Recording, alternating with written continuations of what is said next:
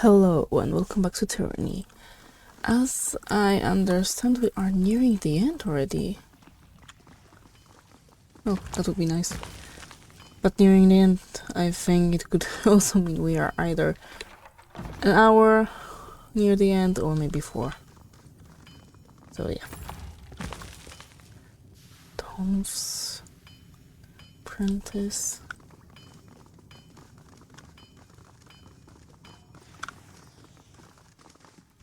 I think we're looking for you. Yeah, I suppose. A heavily muscled man stands next to a mixed pile of broken floor tiles and smashed boulders, head bent in focus, sledgehammer gripped tightly in both hands. Without breaking his gaze, he calmly extends an arm out as you approach, signaling for you to wait.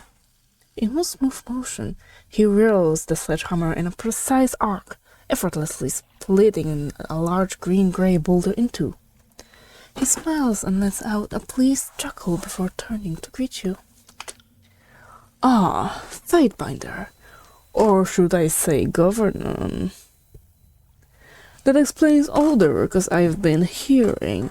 His voice is deep, a confident baritone that easily carries through the open air. Forgive my rudeness. Masters of the craft rarely break focus if we can help it. Old habit. He smiles broadly, motioning you to come forward. Your arrival is unexpected, but my forge is always open to servants of the court. What can I do for you? I'm Jaspos, master of napping, and this settlement is called the Bastard's Wound. I expect you're looking for its leader. No doubt, someone pointed you in my direction.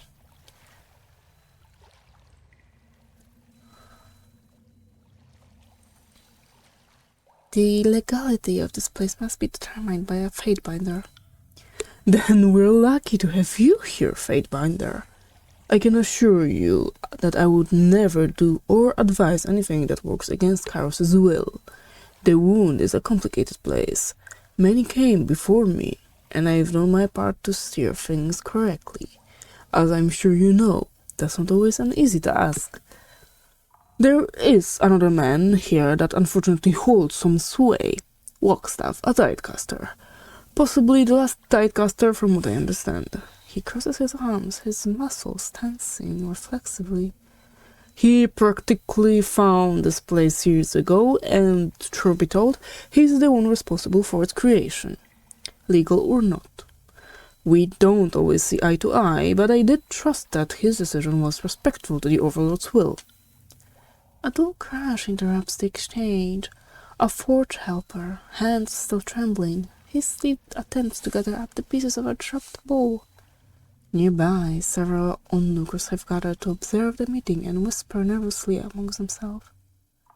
Forgive them, Fatebinder. They're understandably anxious. As you know, men and women live and die by rewards. These people here, all of us, in fact, are wondering what your intentions are for this settlement.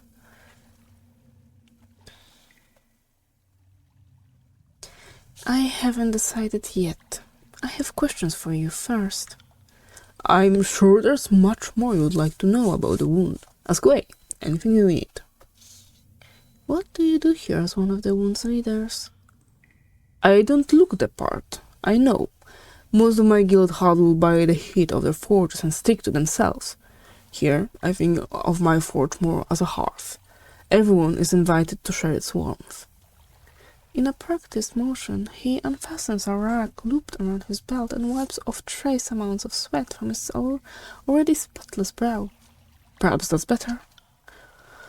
Obviously, I work the forge. In a place like this, that means everything.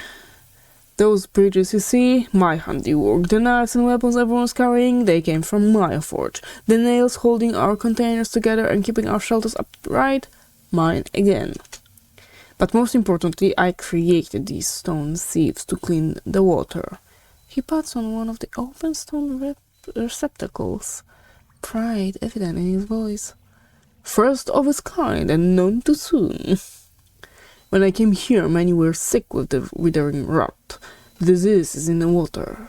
It is a terrible way to go, but these sieves changed things. How do the stone sieves work? Trade secrets, I'm afraid. He pauses for dramatic effort. Except for members of the court. It's really a matter of using the right combination of enchanted stones, pulverized charcoal, and a few precious stones in a precise arrangement. These materials act as the sieve in these containers. He points towards the base of one of them, drawing your attention to water dripping out of a small opening and into a collecting bowl. Anything that comes out of there is free of the disease. Now this place isn't exactly bursting with precious stones, so I had to devise a substitute. Beastman claws and teeth, when properly prepared, have the properties I need. Since they regrow over time, I've been able to collect donations from our many warriors. I do prefer using stone whenever possible, though. What does a master of napping do? And I shall tell you. He places a hand upon his belt and runs his finger across the many hammers, chisels, and picks draped across his waist, stopping at a simple stone hammer. Masters of napping focus on the fundamentals of all forge work. Before you can make bronze and iron, you need a hot fire in a controlled space. You need a stone forge. He grips his belt firmly, puffing out his chest slightly as he speaks. Give me a few days, and I can take a pile of rocks and fashion proper stone hammers and tools. Give me a few weeks, and I can use those tools to build a worthy forge. And with that forge, I can create anything you'd ever need. Stonework is the purest form of our craft. Civilization could be reduced to ashes, and a master of napping would be the one to reforge it.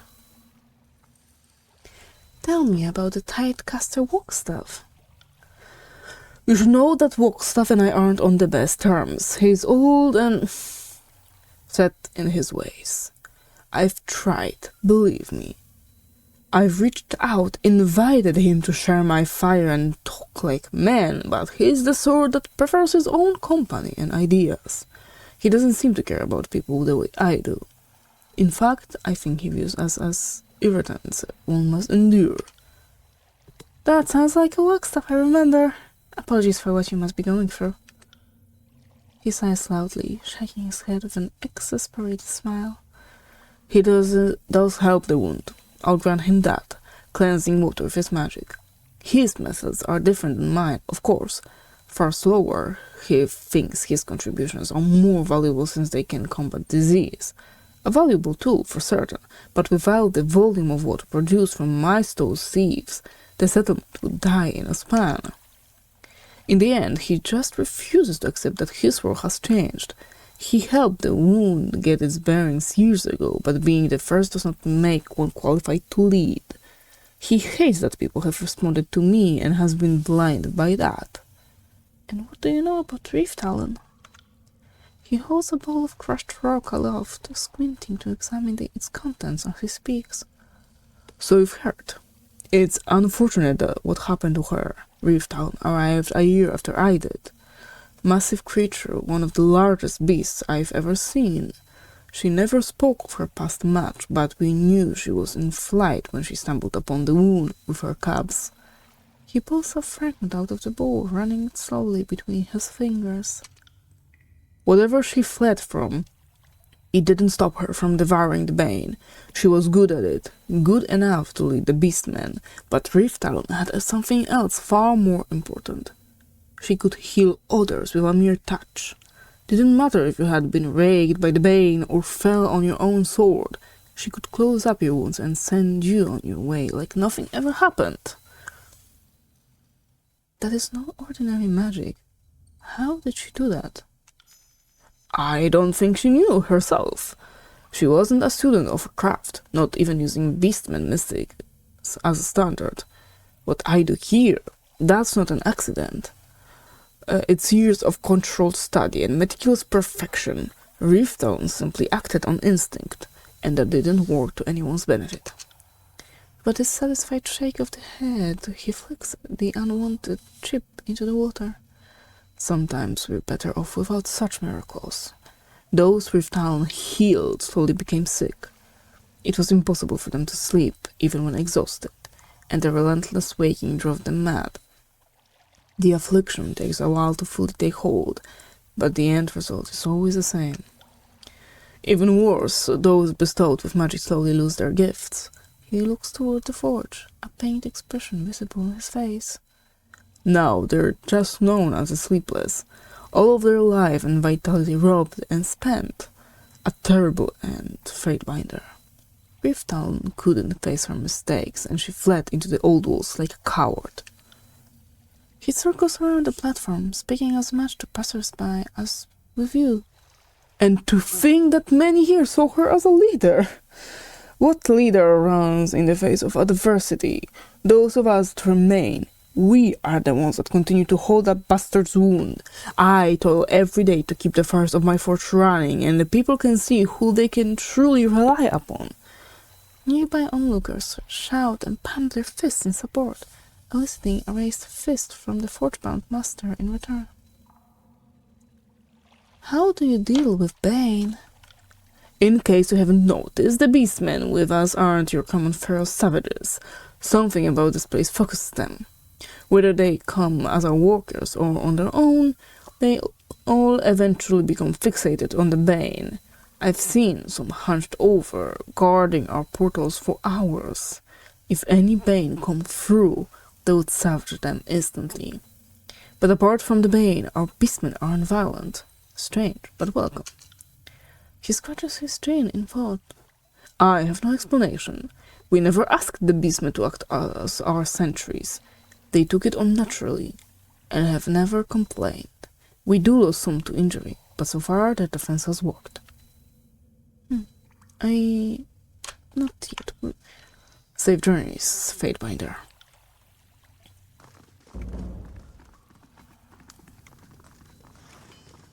I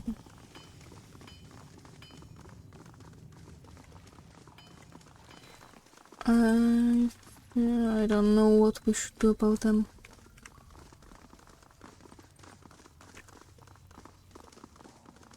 Are you willing to trade now?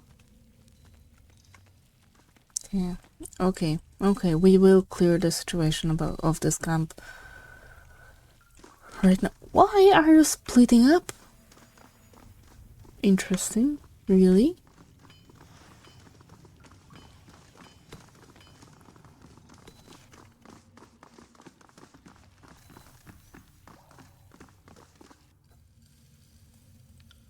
I mean to clarify my intentions toward the settlement.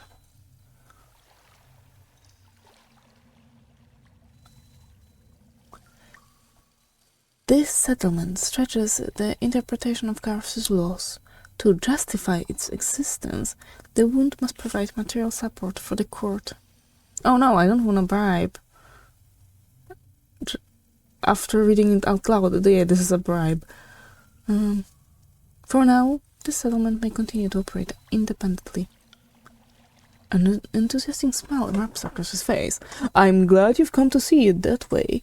We've accomplished a great deal here so far, and I've planned for a great deal more. Bastard's wound thanks you, Fatebinder. Excited whispers can be heard behind you as onlookers take in the news with visible relief. A few settlers quickly escape toward different corners of the settlement, spreading word to the anxious. The wound could be a great asset to you in the future, Fatebinder. We've managed well enough on our own, but someone of your prestige could really help us thrive. If you've the time, I have the matter that could benefit from your expertise. You may ask, but I make no promises.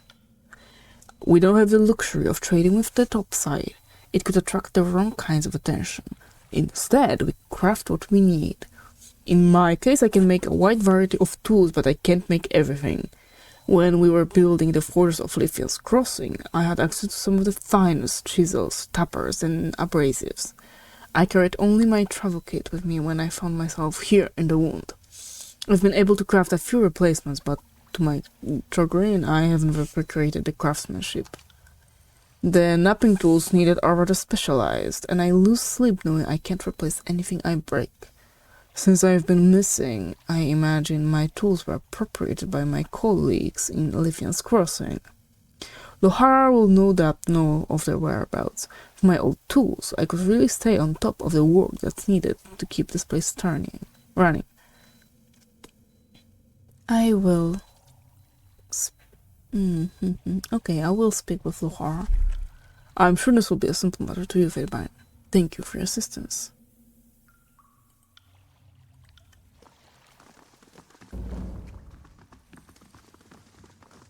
Wait, we need to speak with you again? I don't understand that really.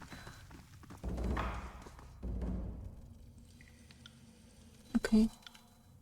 Oh, it's weird. It is just something's weird. Not updating on the right time.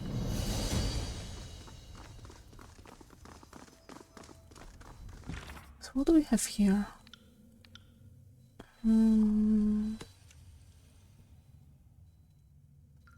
Land tree. Oh, we need to... Okay, so we will go out for now, because we need land tree with us instead of Syrian. Can we change party? I don't know. No. I think we need to go back to the spire to change our composition. We may also visit Leafian's Crossing then.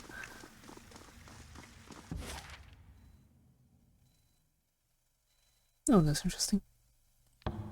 Yes.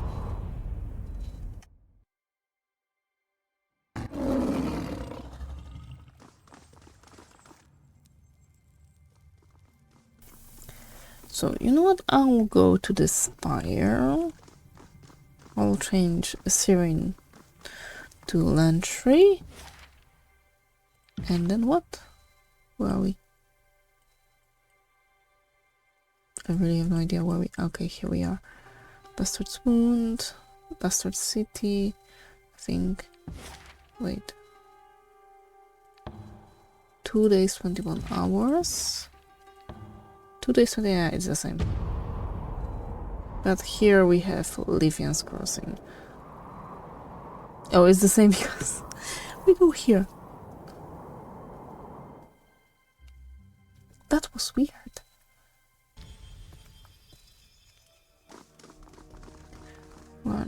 Lantry, here you are. 1 moment, my friend. Just let me finish this thought. Ending his note with a flourish, Lantry licks the tip of the quill, pausing to taste it a second and third time, before tucking the pen in a holster on his sleeve. So, what's on your mind? Did you want to discuss the matters of the present, or would you prefer a more scholarly rant? Gather your things. I can sober up on the road. Ready to go. Lantry scratches his eyebrow, leaving streaks of sepia ink in his white hairs. So instead you... Wait. I will meet you at the spire. Okay, I don't know. It won't work properly. And maybe we'll take Killing Shadow with us. Be I'll seen, tack homeward. faithful. See you there. No doubt this'll prove interesting.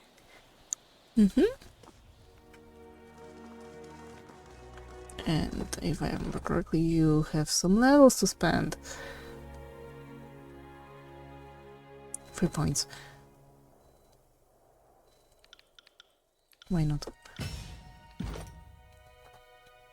Penetrating throw. Yes. And may begin wounds to aggressive with thrown weapons. Great. For you, it will give you might, a lot of might. And health. Wall will have kills and shadow attacks twice with her normal weapon attack. Improves unarmed damage. Improves unarmed damage. Subterfuge. You don't really need subterfuge, I think. Okay, like so.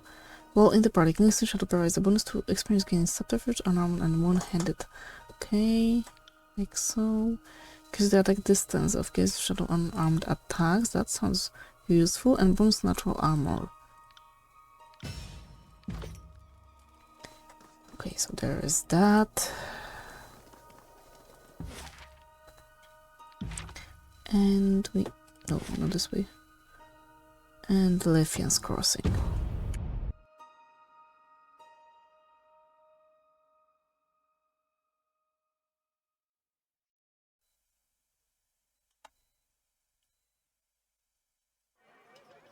And by the way, you wanted to talk. One moment, my friend. Just let me finish this thought. So, about Lexine. Lexine? Now, where did you hear that name?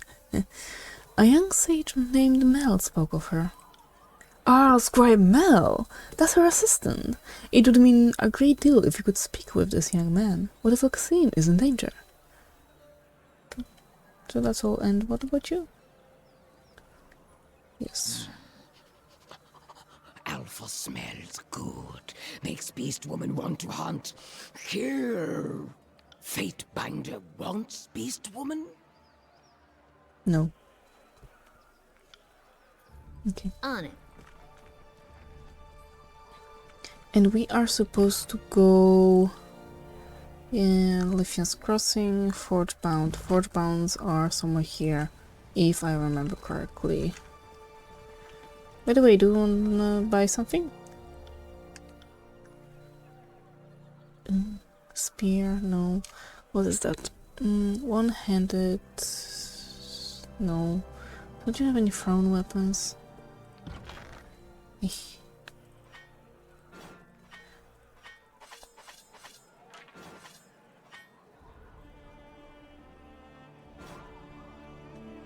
Okay. I'll leave all the rest of the stuff.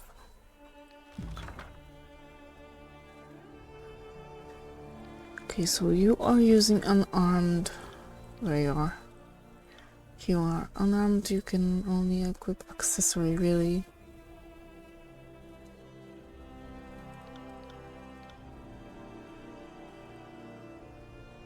Okay, you can be removed from stash, makes sense. Quest items. I don't know if we have anything to throw. Iron spear. Two-handed, two-handed.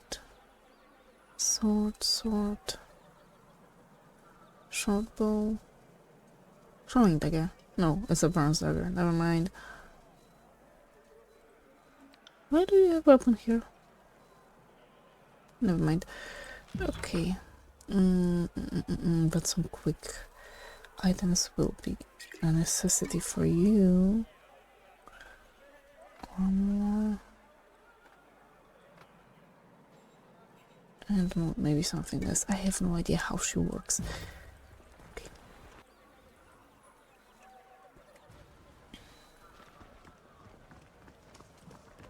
I think they were on the upper floor somewhere here. It's been so long since the last time we were here.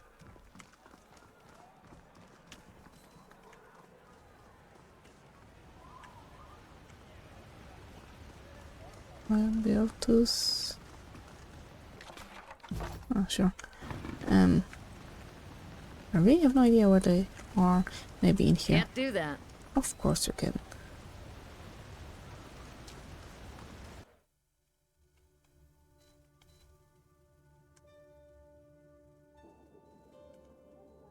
Oh. Why didn't we take it? I don't know.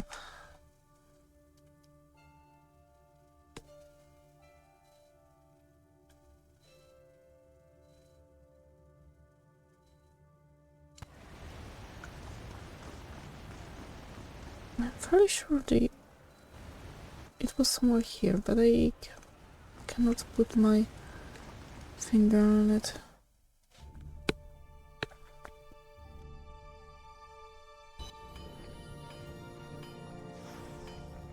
Here you are. Okay, Lohar. You have returned! Lohar turns to face you, her body covered head to toe in charred hues, chest rising and falling under the strain of labored breathing. There is always more demand for iron than there is time in the day. She removes a set of heavy canvas gloves and balls her fists. The joints of her fingers crackling in unison. How may I be of assistance? I'm looking for some knapping tools on behalf of Jaspos. Jaspos? None of us have heard from him in some time. He certainly did his part to create the forge here, but there's still else for a napper to do after setting the foundation. I'm quite certain he was ordered to return home. She grabs an iron ingot and holds it aloft. This, on the other hand, is the vanguard of my own work. My tour of duty ends only when there are no more enemies for my errand to kill. So, where did Jaspos end up?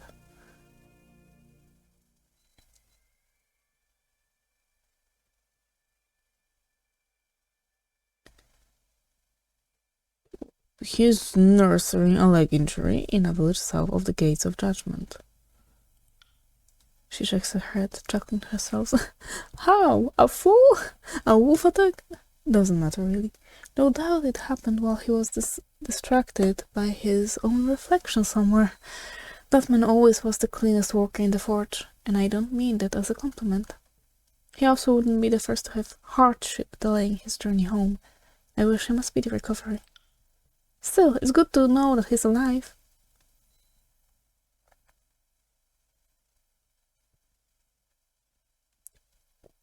Did the stone knappers leave behind any of their tools?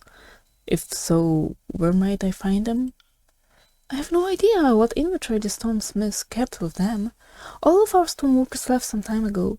A few of them meant to return north by ocean travel, which meant first traveling to the southern coastline. I'd imagine they're probably gone by now, but if you need those tools, I can't imagine they had room on the galley to take all their sledgehammers. If I were you, I would ask around for Cassandra, or, since she's likely on a boat home right now, see if some local was drafted to attend to her stuff. Maybe they inherited some of her ex's belongings she couldn't take on the boat. Aside from that, I suppose, in the abstract, I could have someone cast a few chisels and hammers, but if you are looking for tools made by and for the stone experts, I think South Haven is your best bet short of sogging the back and forth resolution. Okay, thank you. And for now, I think we will end this part here.